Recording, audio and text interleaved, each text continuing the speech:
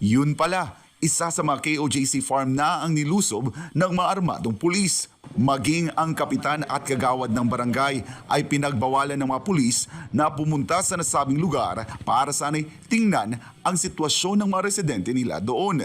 Wala sila mananghid.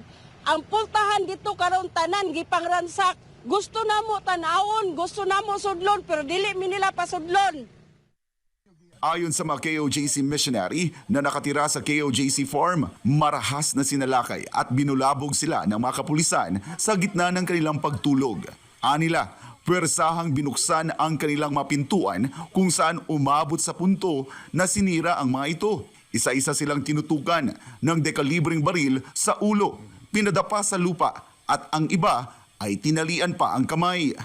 Bigla na lang may kumakatok sa pintuan dito pero hindi talaga siya yung katok na normal.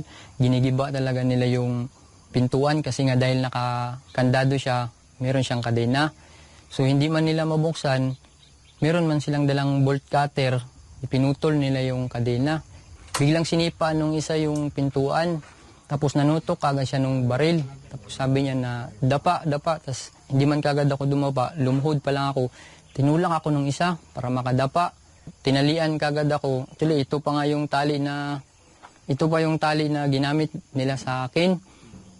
O pa gani kabangon, naana ang duha ka pulis nga nagtutok na sa among naong og armas. Nakita na ko, dako ang bukas sa ilang armas ba. Ginatutukan mi nila. Nakaingon ko, nganong ingon ani man, unsay among sala nga nahimo.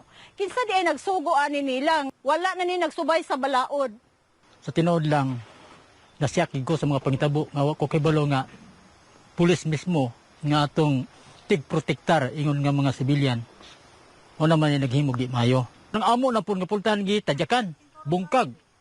Pag ana gina ko paglingkod, nasugat gina ko ang buka sa pusil. Tulo ka tawo misulod sa kwarto. Dire. Armalite ang armas. Armalite ang armas gipusil gition niya. Sa among naong pagyod. Pero alang gihimo, murumig mananap. Giduot mi sa yuta, pagkahumalulot sa yuta, gitutukan og baril. Gibaklid ang among kamotil sa luyo. Mainan yung gihimo.